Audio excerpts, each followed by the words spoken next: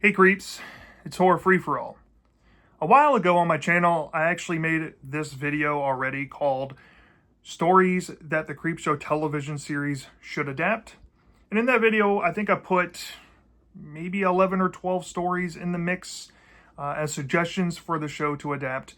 And since then, 0 have been adapted. So it might be silly for me to make a follow-up, but at the very least, one of the stories that I mentioned beforehand, at the very least, is being turned into its own movie, so I'm kind of excited for that. Nonetheless, I'm here to bring a volume 2 to stories that Creepshow should adapt in the television series. Now, I have here 12 stories again of things that I think would be absolutely cool if the show would do them, or a bit more interesting than stuff that they have done in the past. Some of these choices some people might scratch their heads at. Some of these choices you probably have never heard of.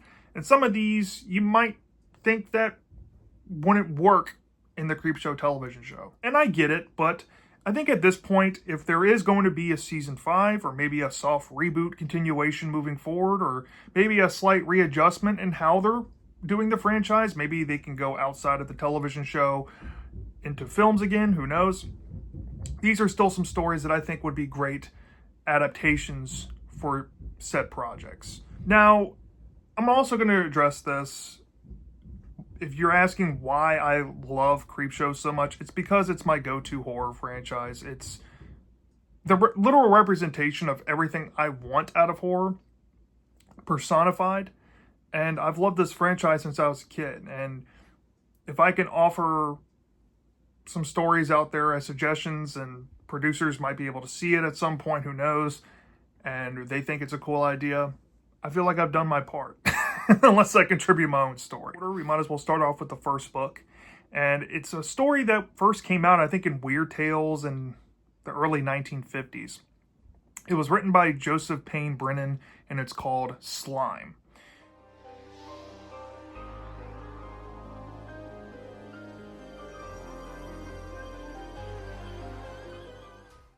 Now, Slime is a story about an aquatic prehistoric slime monster at the bottom of the ocean. It somehow gets released into the modern ecosystem from its long dormant slumber, and it begins to take over its environment, and eventually it makes its way to the surface nearby a small town and starts to consume its environment as it moves inward on land. And once it starts to get around people, it becomes very dangerous and more evident that the government's going to have to step in to handle this thing. Now, on the surface, if that sounds like The Blob from the 1950s science fiction era of movies, or it sounds like another story from Creepshow called The Raft, you might be picking up where I'm going with this. I'm saying that this story is one of the foundations of blob monster stories out there. This is one of the earliest ones, and a lot of people seem to think that in terms of atomic age pulp writing, this is one of the best monster-focused stories that you can ever come across. And the fact that the similarities are there to tie it to The Raft, I'm saying that this segment should be the unofficially official prequel to The Raft. Now, if you read the story and you know the ending, you might be like, well, that's impossible for them to use that ending and tie that to The Raft. All you have to do is tweak it to where the government seizes the slime monster and puts it in an isolated pond outside of Horlicks University somewhere, in an area where they think humanity's very rarely going to ever come across the area. And they're going to dump it into a pond and maintain it there and keep a watchful eye on it. And that could be the setup, of course, by the end, when you see the sign and the area and all of that, it could be a callback to that classic Creepshow 2 segment, The Raft. So that's why the Slime story by Joseph Payne Brennan is my first pick. Now, my second pick is a story written by Joe Hill, and it's not in any known collection of his that I'm aware of that you can go to a bookstore and buy. I think this first debuted in a magazine back in the early 2010s. And then it got adapted into a comic, I believe, but that's the extent of the story. And this one does bear a lot of similarities to a story that's already been released in the Creepshow comics, but not the television show. And if you ask me, I think this is a way better story than that piece of shit comic story, so I'd rather see this get adapted. And the second on my draft here is Freddie Wortham Goes to Hell.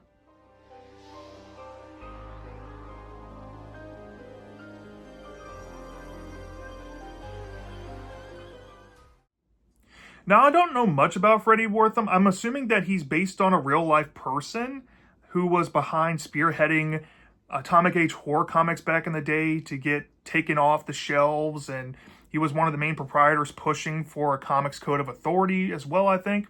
And this story essentially involves that man, or maybe the fictitious version of him, I should say, going to this trial, pushing for all this stuff to happen, and then he suddenly dies. And when he dies, he's sent to hell, and his purgatory essentially is to live out scary moments that are in, old Atomic Age horror comics like EC Comics, which of course is one of the big inspirations behind Creepshow to begin with. Now, I read the story, and I know that they name drop EC Comics a lot. All you need to do to tweak this is just to change it to Creepshow. And you'd be fine. I think this would be a fun story for people to indulge in. And it's also a more historical story. And you can play onto that aspect of it as well, about the comic trials that changed everything and caused all these comic stories to kind of go away, which proved to be an end of an era for a whole generation of kids. But those kids went on to bring it back, like George Romero and Stephen King did with Creepshow. So I think it'll be a fun story to tell. And the fact that it comes from Joe Hill is surprising to me. This would be a story I think Stephen King would come up with, but since it's his son, that's a close second. So that's my second pick. Now we're moving on to some obscure stuff that I'm assuming not a lot of people have heard of, and I don't blame you. My number 3 slot is a story written by Thomas Vaughn. I don't know if he's a well-known author in the horror literature landscape, or maybe you might know him from some short story collections out there, but I found his story in one particular collection I stumbled across to be very cool, and it reminds me of what EC Comics were doing back in the day, and also Tales from the Dark Side. But unlike those shows, this has a lot of Creepshow elements fused into there. So I think this would be a fun fusion of Tales from the Crypt, Dark Side, and Creepshow all in one to have as a segment. So that's why I drafted Subterranean Reptile Blues.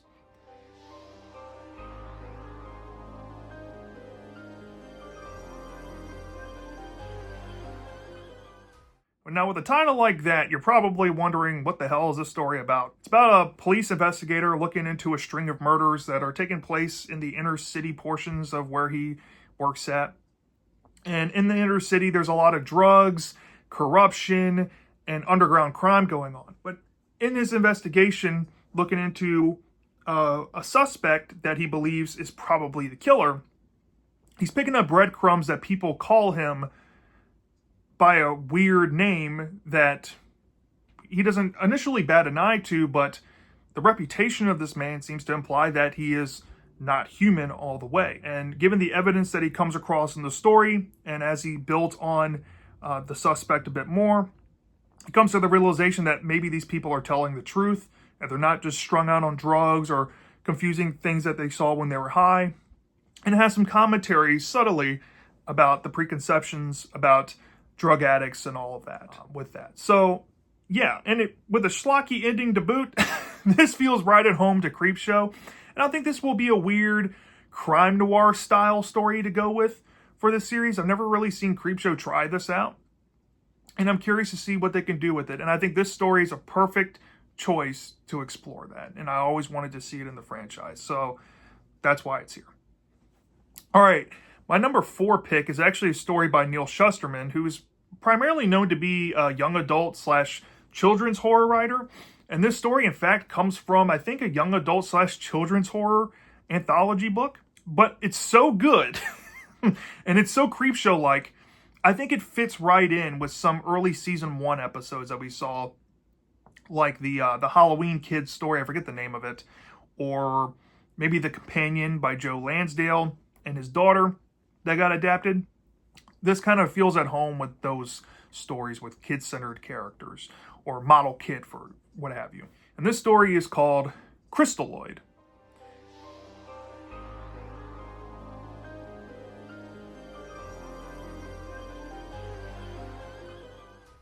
Now, Crystalloid follows a teenage boy who is kind of a delinquent in his normal life, and he's sent away by his family to go live with his grandmother for the summer, and he's going to take up a job working at her place of business. And in her place of business, they sell knickknacks and what have you. And the kid seems to be bored with life there at first, and he's kind of missing home, but he realizes that he's not missing much because his parents are split up, and his dad is seeing another woman, and he doesn't really have much to go home to because he doesn't really feel like they're a real family. So, stewing in his emotions and trying to find some entertainment, he comes across a certain patch of sand on the beach when he's sent there to pick up sand for glass blowing for his grandmother's shop. And the sand perhaps is supernatural in origin.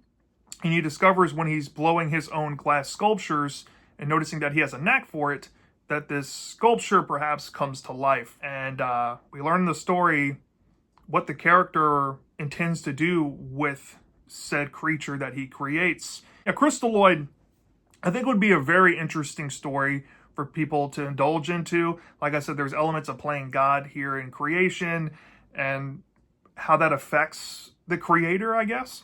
And there's some delightfully dark and creative moments to have in the story. I don't want to spoil it too much, but the creature design is one of a kind. Now, I don't know if they can pull it off with the effects. We have to see, but if Nicotero is still doing effects, I'm sure he'll find a way to pull this off. Maybe with a mix of practical and CGI, who knows. But yeah, I want to see them take a stab at this story. I think it's great, and I think a lot of people will love it. So that's why it's here. All right, my number 5 goes to an older story. Now this, kind of like Slime by Joseph Payne Brennan, goes back to a yesteryear writer known as Theodore Sturgeon. You might recognize the name. He famously wrote stuff like Killdozer and a few other things I'm kind of blanking on. But this story, to me, sounded like one of my favorite Tales from the Crypt episodes called Dig That Cat, He's Real Gone, but with a different concept altogether. And I thought that this would be perfect for Creepshow to kind of tackle because there's some really good schlock going on near the end of it. And the story is called Shottle Bop.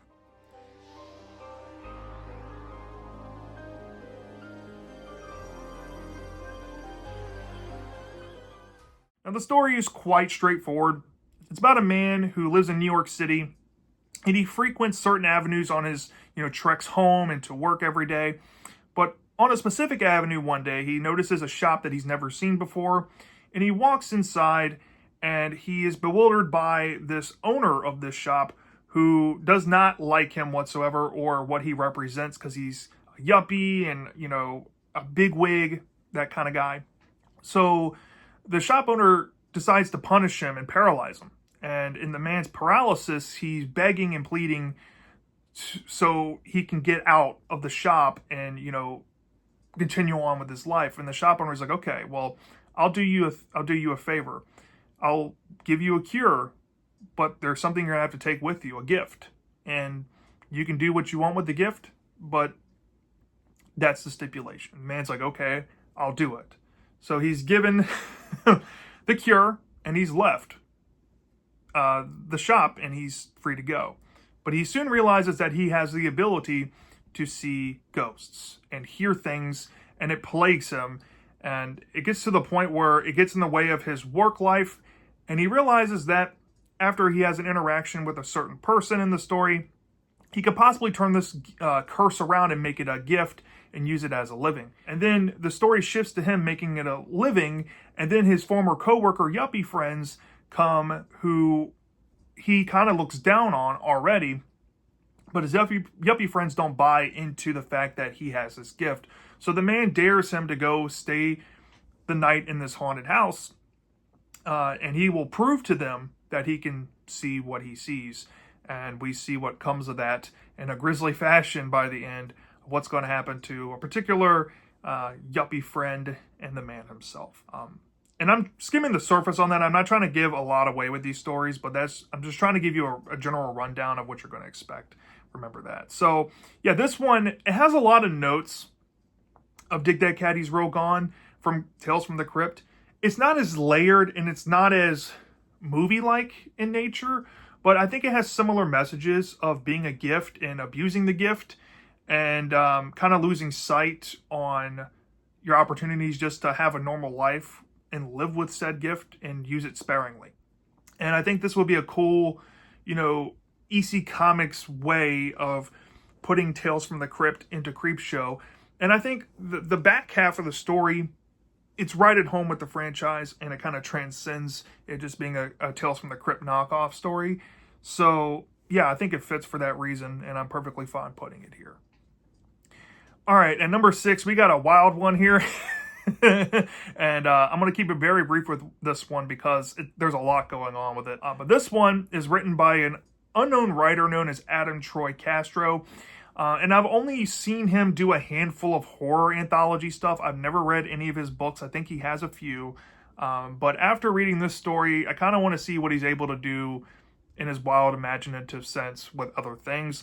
But this story was just too good and screamed Creepshow to me. And it's called The Good, the Bad, and the Danged.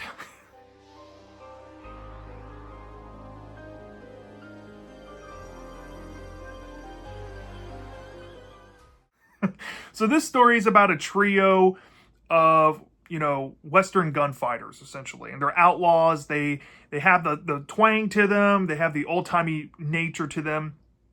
But they eventually realize that their reality that they're in isn't normal. And there's some supernatural things going on, like a lot of hangings that are uncommon. You have these killer tumbleweed plants, coming after them in like hordes. There's some weird phenomenon going on, and it turns out that there's a sheriff guy, or maybe the person running the township that they're in, who is possibly the puppeteer of reality in this story. And there might be some implications that they're on a movie set. And since they're from a different time, they have no idea what a movie is and what have you. And they're in fight or flight mode. So for the remainder of the story, they're trying to get their way out of it. And it does not end well for certain characters involved. And it gets pretty bloody and violent. And it's very meta when it comes to that stuff too. So that in a gist is what you're going to expect out of this. I think this will be a fun shakeup for Creepshow to kind of experiment around with going meta without being dick sucky with the legacy of Greg Nicotero or George Romero. I think this one would be a fun one to do because they really have never tried doing a Western story. And trust me, there's a whole anthology book with great examples of what I could have pulled for a Western-themed horror story for Creepshow. As a matter of fact, there was a book that had about 4 or 5 candidates I was strongly considering. But when I found this story in this random anthology, I think it was called It Came from the Drive-In, I was like, this is too good, and I think this would be really entertaining for everyone. If they had great actors, like likable actors, playing these unlikable characters, I think that would help sell it for a lot of people. I don't know if they would have the money there to get some star power, but if they did, I think that would be the secret sauce to really pull this episode off. If not, at the very least, I think this will be a fun one and a neat shakeup for our Creepshow segment. So that's why I have it here. All right, at number 7, we have a story by Nancy A. Collins here. And I lament, I have never checked out a lot of things from her, even though I've seen some stories of her doing some like H.P. Lovecraft soft sequels of some stories he did. She seems to be really involved with that, and I thought that was cool. But I found this story in a lesser-known comic anthology, and I thought the story was brilliant. And it's a vampire tale, and the only reason why I'm putting another vampire tale into Creepshow, even though we've had quite a few at this point, is because I think this one does something very unique with it and has something to say about it. And it's called The Real Thing.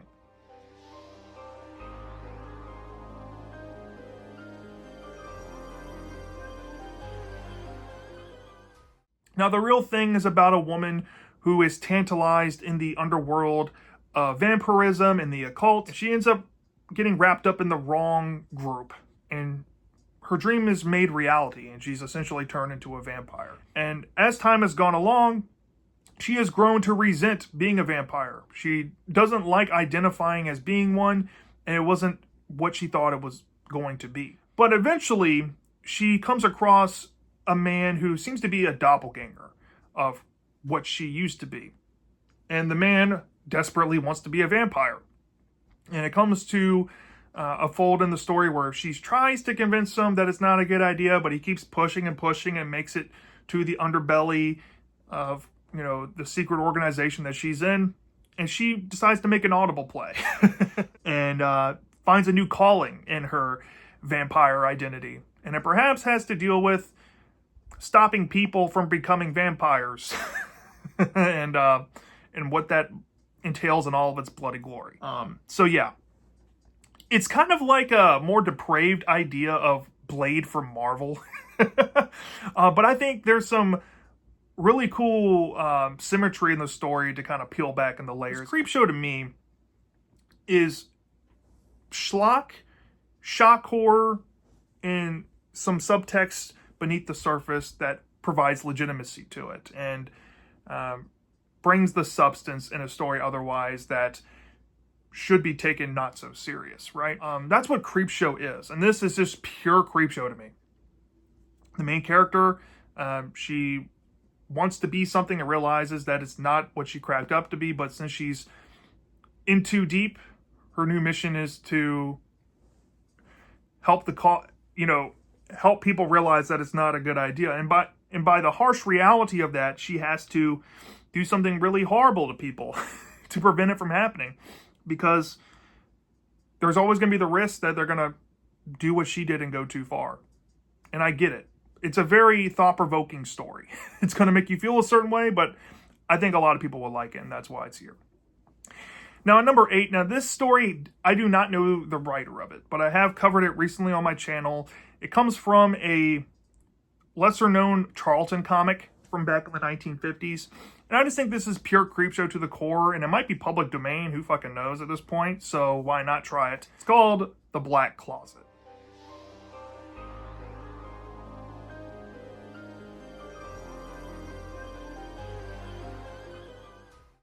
Now, The Black Closet, to keep it simple, is about a man who's very jealous over the male attention that his wife usually gets when they're out and about in their social lives. And he's hit his breaking point with that, and he wants to teach her a lesson and not be so flirty with men, because at the heart of it, he's more insecure than what she's actually doing, if you get what I'm trying to say. So he decides to lock her in a closet with no light and put in creatures to potentially attack her and disfigure her body, so that way other men can never find her attractive again. And throughout the story, we see him contemplate and fantasize about how ugly his wife's going to look, and how she's going to be taught a lesson, and how other guys aren't going to want to talk to her, and he'll finally have this woman all to himself.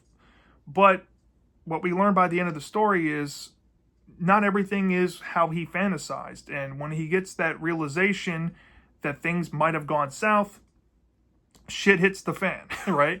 And, it's not all too evil. There's something that happens with the wife that implies that she's okay.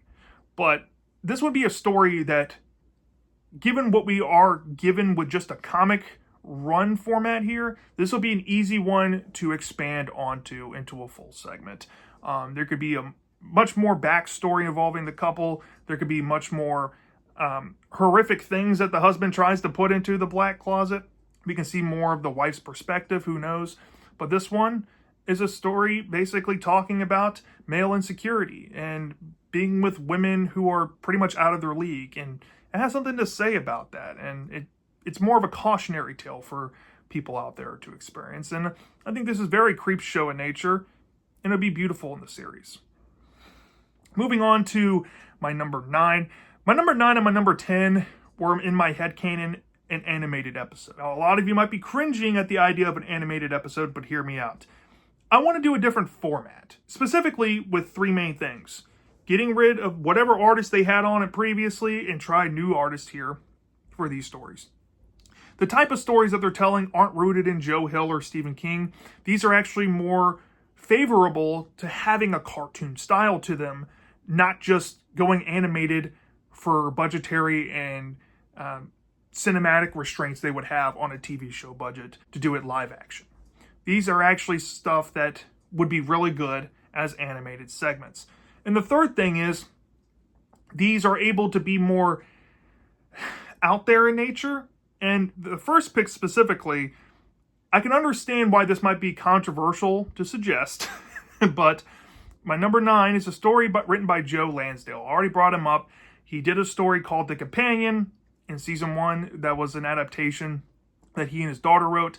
And I actually picked 2 stories for this video by him, and this is the first one. It's from a comic that he did for DC, and I don't know if DC would actually let him use this story, but I'm guessing that he owns the rights to it, so why not? It's called Brer Hoodoo.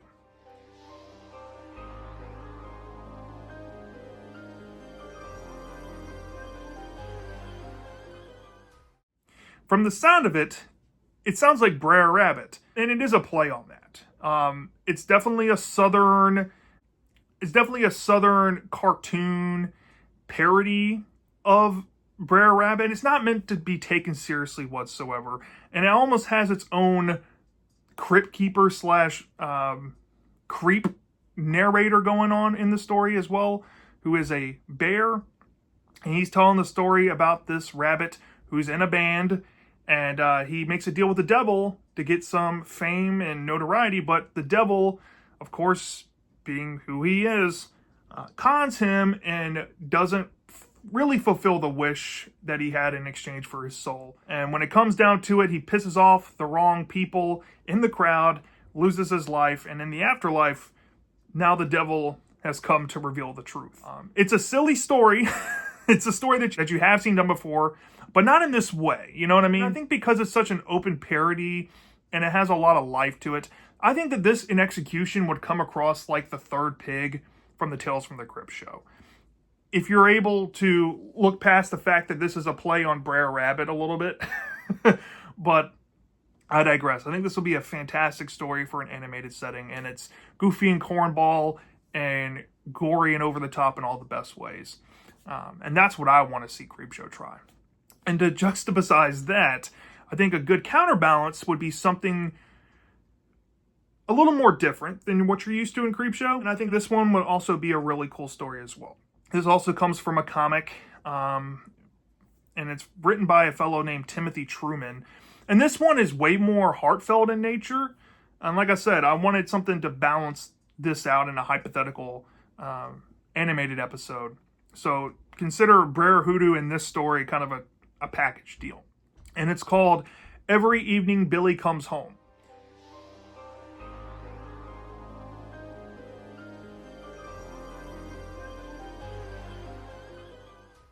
This story is actually told in the perspective of a boy's dog. Now, the boy's dog never speaks, but we see dialogue in the story and things that he overhears from the boy about, his day-to-day life. When he comes home every day, he's excited to see his dog, but later on, he has to worry about getting a good night's sleep, and he's traumatized by these creatures that are possibly in his room. So what does the dog do? The dog tries his best to save his owner, and we see the dog interact with monsters in the boy's room and full-on attack it, which is very strange, but weirdly works. But what the hook is for this story for me is the twist at the end. I think a lot of people won't see it coming necessarily, but I think in a cartoon setting, this would be, a more heartfelt way to end off an animated segment than what you're used to. Creepshow from time to time in the television show has done more serious and heartfelt stories. I don't see the problem in doing this one specifically because it's an animated one. But if somebody else rather see, typical Creepshow stuff in its place, I get it. But I think this one would be an interesting aspect, if only to see a story from Creepshow just told in an animal's perspective. I think that would be really cool. And moving on to the final 2 episodes, final 2 segments, not episodes, that I think should be in a Creepshow show, or maybe these stories, they don't have to both be adapted. They can just one be picked over the other. I don't care. And number 11, we have a story by Joe Lansdale again. Now this one comes from a collection. I think it's called Haunted Nights or something like that. I'm probably getting that wrong. But when I discovered this story, I was taken aback because it reminded me of the crazy batshit things that Joe Lansdale has come up with in the past, like Bubba Hotep and various other things. And this story, by far, is one of the most eye-dropping and jaw-dropping stories I have come across from this gentleman here. It's called The Folding Man.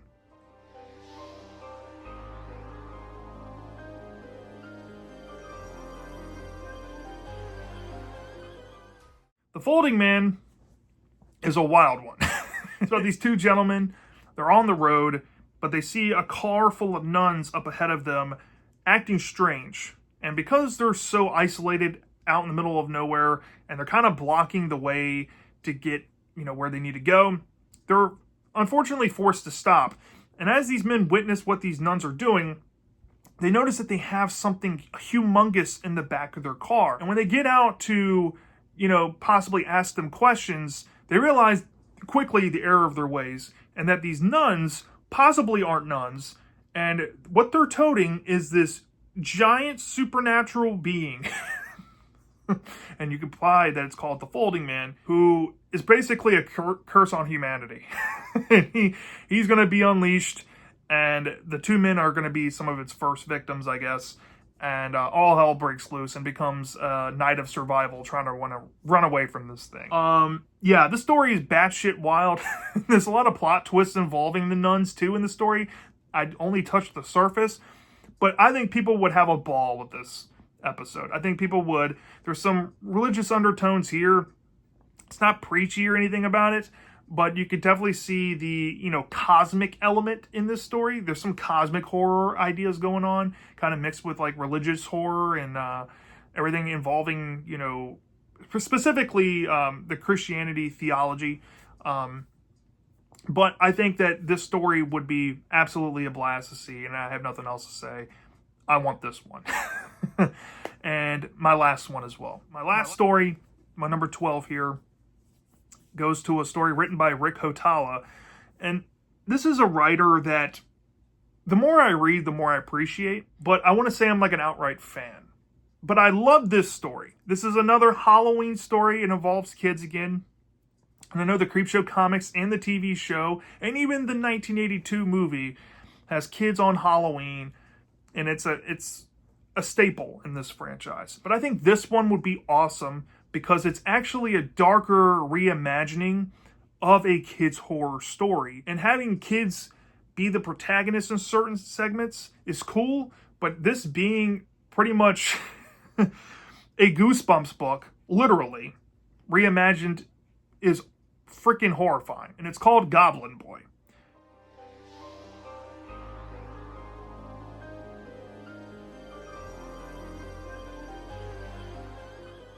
Now, if you know what book I'm referring to, here's the synopsis of this story, and you can piece together the Goosebumps one I'm referring to. So the premise is a boy on Halloween. He's wearing his mask. He's getting all this candy. He's excited to come home and eat it. But when he gets home, he has a hard time remembering what happened. And he notices that his mom is looking at him strange, and his mom is asking him questions, and he's panicking, and he can't get words out the right way, and he's struggling to remember, and he's starting to kind of panic, and he can't even enjoy his candy in the process. And his mom looks at his skin and notices that the mask looks dangerously close to his skin, and the boy is like, "You're right, I don't feel the line of the mask." And the mom freaks out and tries to help the boy get it off, and even pulls out a knife to try to cut it off, but she realizes that she's cutting into his skin. And as this stuff is happening, and as the mom is, trying desperately to help the boy, his memory starts to come back to him, and he implies that he wasn't himself when this stuff was going on, but there might have been a revenge plot on some bullies this Halloween, and he wanted to wear this costume to kind of mask who he really is, and pretend to be somebody that he isn't, so he can, kind of role play in really what he wanted to do. And it turns out he might have done something grisly to his bullies. And once his memory and realization hits, the ghastly realization about his current situation is that he's possibly changed forever. Now, if that kind of sounds similar to the Haunted Mask from Goosebumps, it basically is.